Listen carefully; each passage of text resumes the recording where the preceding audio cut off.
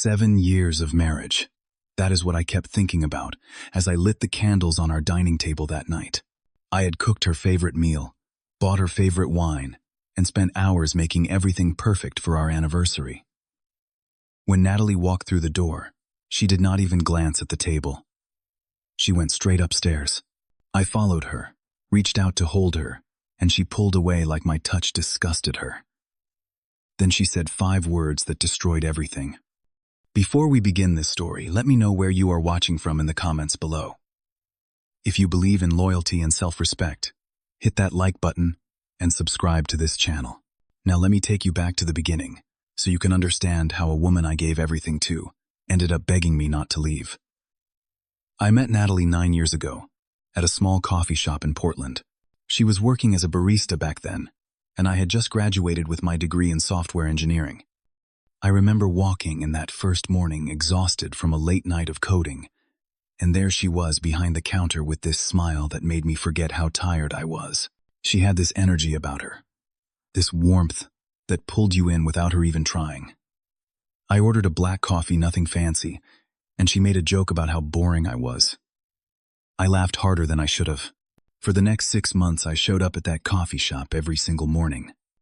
Rain or shine, tired or not, I was there.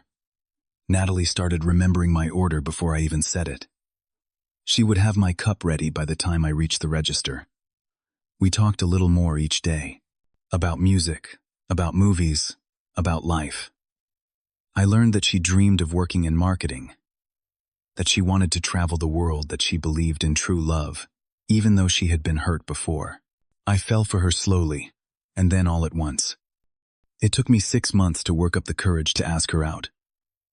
She said yes, and I felt like the luckiest man on the planet. Our first date was at a small Italian restaurant downtown. We talked for 4 hours straight. By the end of the night, I knew I wanted to spend my life with her. We got married 2 years later. It was a small ceremony, nothing extravagant, just close friends and family in a backyard decorated with string lights and wildflowers. Natalie cried when she said her vows. I cried too. We promised each other forever, and I meant every word. The first few years of marriage were everything I had hoped for. I worked hard at my job and eventually got promoted to senior developer. The salary increase allowed us to buy our first house, a modest 3-bedroom place in the suburbs with a small backyard and a garage. It was not a mansion, but it was ours. Natalie got a job in marketing at a cosmetics company just like she had always wanted. We split the responsibilities. I handled most of the finances since I earned more, and she managed our day-to-day spending. We talked about having kids eventually, maybe in a few years once we felt more settled. Life was good. Life was stable. I thought we were happy. Everything started to change about 2 years ago, when Natalie met Amber at a yoga class.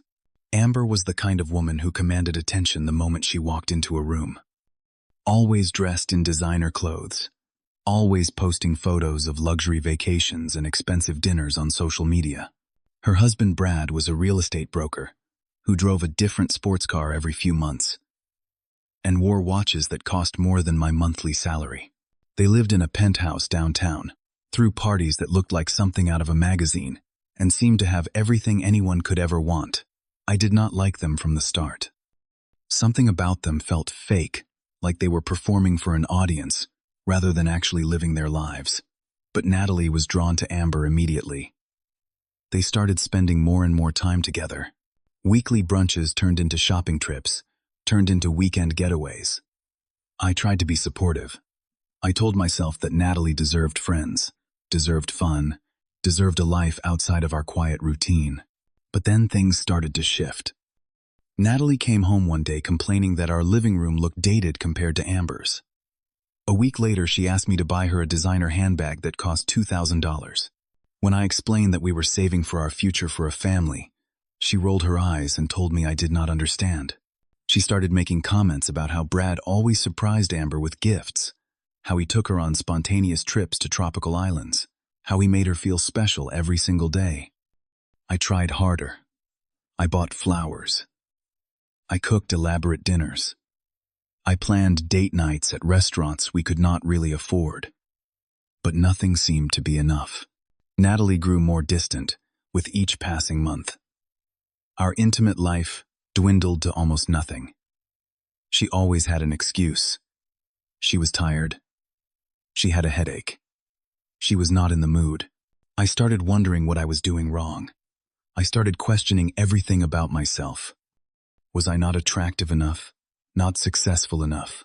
Not exciting enough? The doubts crept in slowly, like poison seeping into my veins. I loved my wife. I would have done anything for her. But somewhere along the way, she had stopped loving me back. I just did not know it yet. That brings us back to our 7th anniversary. The candles I had lit were still flickering on the dining table downstairs, the food growing cold, the wine sitting untouched. I had followed Natalie up to our bedroom, hoping to salvage the evening, hoping she was just having a bad day. But when I reached out to hold her, she recoiled from me like I was something disgusting. She sat down on the edge of the bed and looked at me with eyes that held no warmth, no love, nothing but cold calculation. Then she said it. She told me that she was no longer attracted to me physically. She said the thought of being intimate with me made her feel sick. She said she had been thinking about it for a long time, and she had found a solution, partner swapping, with Amber and Brad.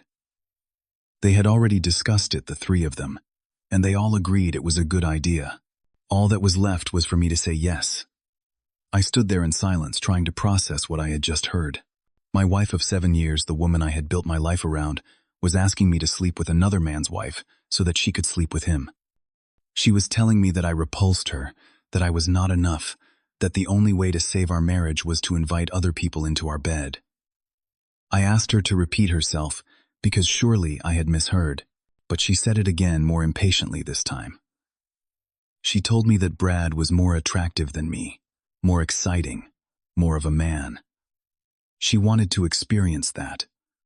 She said if I really loved her, I would understand. I would agree. I would do this for us. I asked her a simple question. If she wanted Brad so badly, why not just divorce me and be with him? Her answer shattered whatever remaining illusions I had about our marriage. She laughed coldly and told me that Brad did not want to marry her. He just wanted to have fun. She wanted the stability I provided and the excitement Brad offered. She wanted both. And if I did not agree, she said she would find a way to get what she wanted, with or without my permission. I did not yell. I did not cry. I just walked out of the bedroom and spent the night on the couch, staring at the ceiling, feeling like everything I had believed about my life was crumbling around me. The next morning I made a decision. I was not going to confront her. I was not going to beg or plead or try to change her mind. Instead, I told her I needed time to think about her proposal. Her face lit up immediately. She assumed I was considering it. She kissed me on the cheek and told me she knew I would come around. Then she left for work with a spring in her step, completely unaware of what was coming. I started paying attention to everything. Every receipt, every text, notification, every excuse she made for coming home late. I checked our credit card statements and found charges at hotels. I had never heard of restaurants she had never mentioned, boutiques that sold things she had never shown me. On days she claimed to be traveling for work, the charges were all local. She was not going anywhere. She was staying right here in the city, spending our money on someone else. I set up a tracking app on the family iPad that Natalie used regularly. Within a week, I had a clear pattern. Every Tuesday and Thursday during her lunch break, she went to an address downtown that I did not recognize. I looked it up. It was a luxury apartment building in one of the most expensive neighborhoods in the city. A few more searches told me exactly who lived there. Brad. The realization hit me like a freight train. They were not just planning to swap partners. They had already been together for months. The whole proposal was just a way to make their affair legitimate, to bring it out into the open without having to face any consequences. They thought I was stupid enough to go along with it. I was not stupid. I was furious, but I was also patient. I hired a private investigator. It cost me $2,000 money I had been saving for a vacation Natalie and I were supposed to take together. The investigator delivered his report after 2 weeks. What I read in those pages made my stomach turn. Natalie and Brad had been seeing each other for over 8 months. They met at least 3 times a week, sometimes more. The investigator had photographs of them entering and leaving Brad's apartment, holding hands in parking garages, kissing in the front seat of his car. He had screenshots of their text messages, too, obtained through methods I did not ask about. In those messages, Natalie called Brad her real man. She called me boring, pathetic, a placeholder.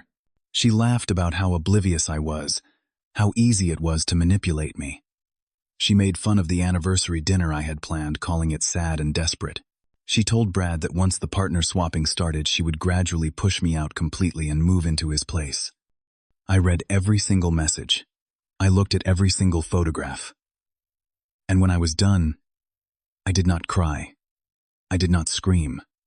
I sat in silence for a long time, feeling something cold and hard forming in my chest. Then I started planning. For the next month, I played the part of the devoted husband. Considering his wife's proposal, I asked questions about logistics, about timing, about how it would all work.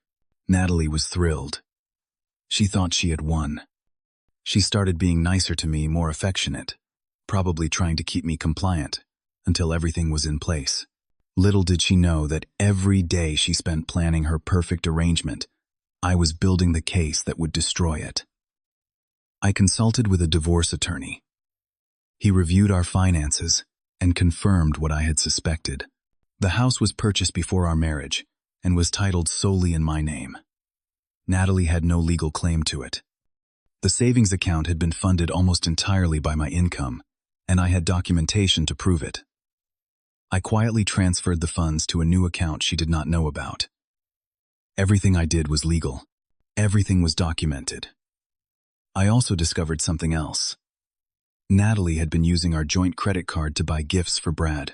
Expensive watches, designer clothes, weekend getaways that I thought were business trips for her company. In total, she had spent over $15,000 on her affair in just 8 months. $15,000 of my money funding her betrayal. The next phase of my plan involved Brad's wife, Amber. From what I could tell, Amber was fully on board with the partner swapping idea, but I wondered if she knew the full extent of what was happening between her husband and my wife. I decided to find out. I contacted Brad through his real estate business, pretending to be a potential client interested in high-end properties. We arranged to meet at a coffee shop downtown to discuss my needs.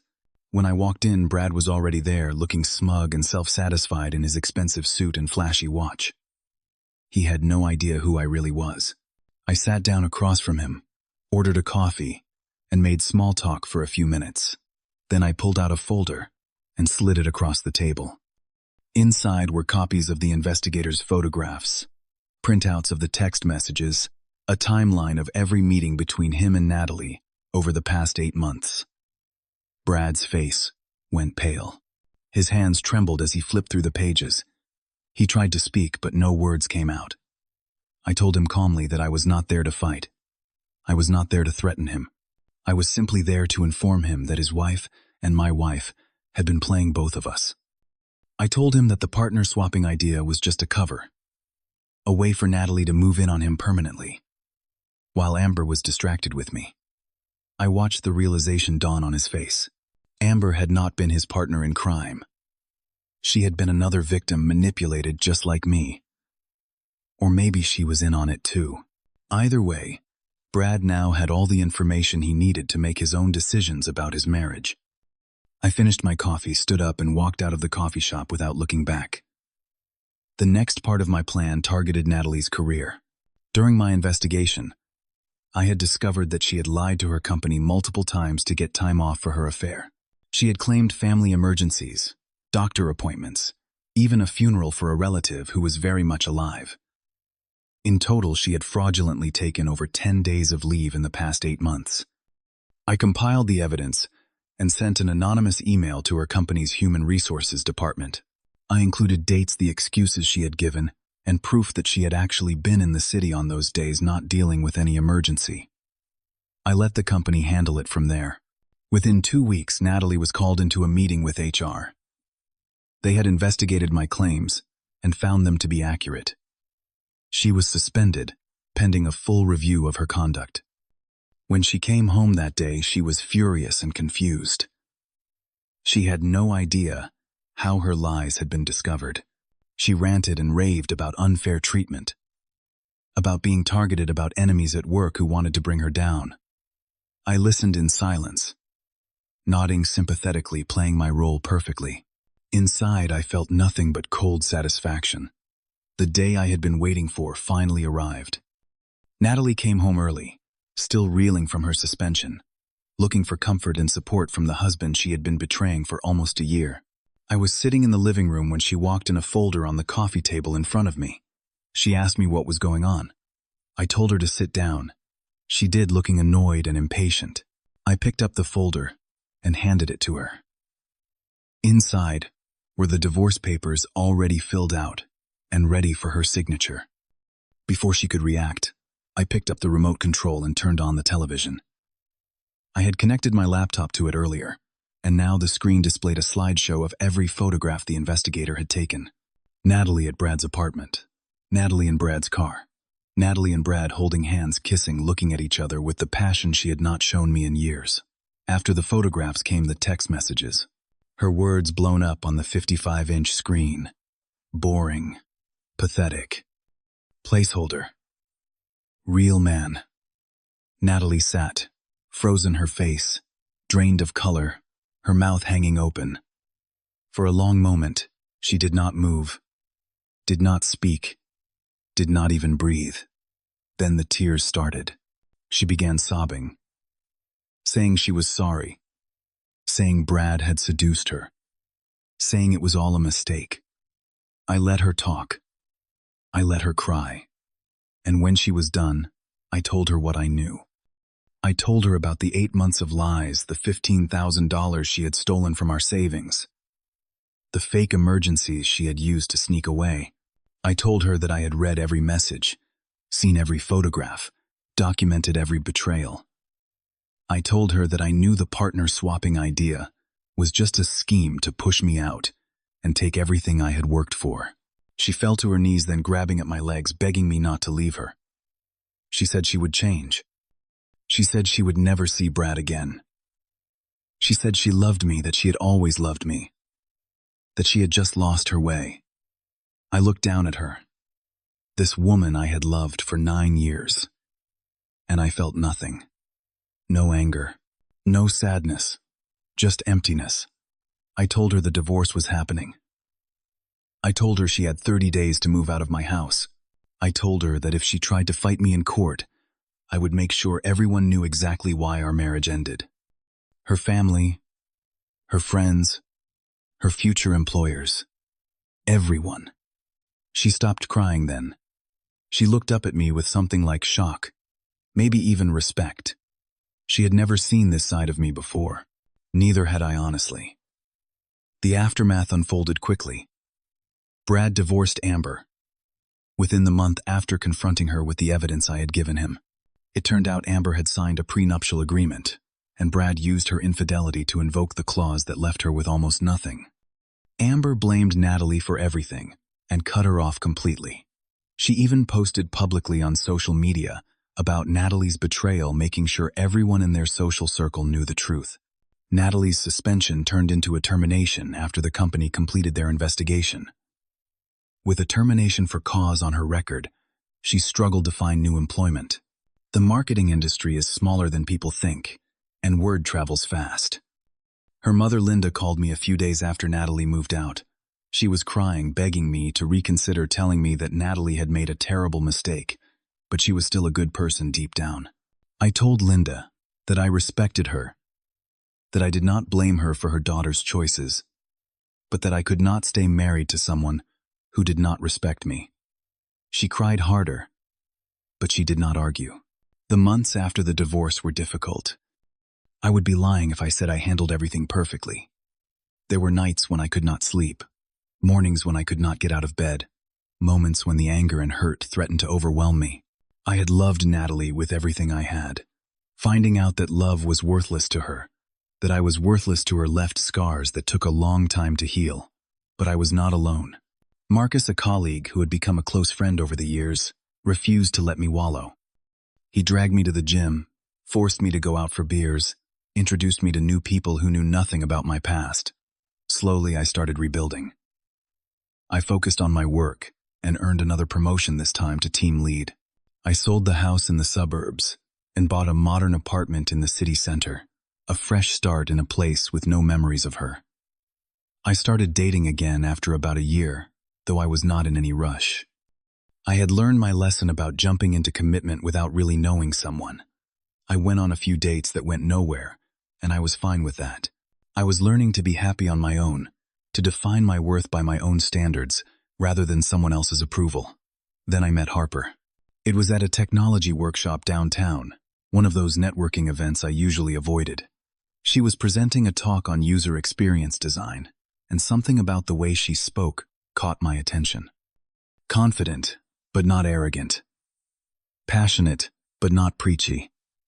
After the presentation, I introduced myself, and we ended up talking for 2 hours over coffee. Harper was nothing like Natalie. She had built her career on her own, bought her own apartment, traveled on her own dime. She did not care about designer labels or luxury vacations. She cared about meaningful work, genuine connections, personal growth. When I told her about my divorce, she listened without judgment, asked thoughtful questions, and shared some of her own experiences with heartbreak. She did not try to fix me or rush me. She just let me be. We took things slow, and that was exactly what I needed. For the first time in years, I felt like someone was choosing me for who I actually was, not for what I could provide. About 2 years after the divorce, I heard news about Natalie through mutual acquaintances. She was still living with her mother, working a part-time retail job, struggling to put her life back together.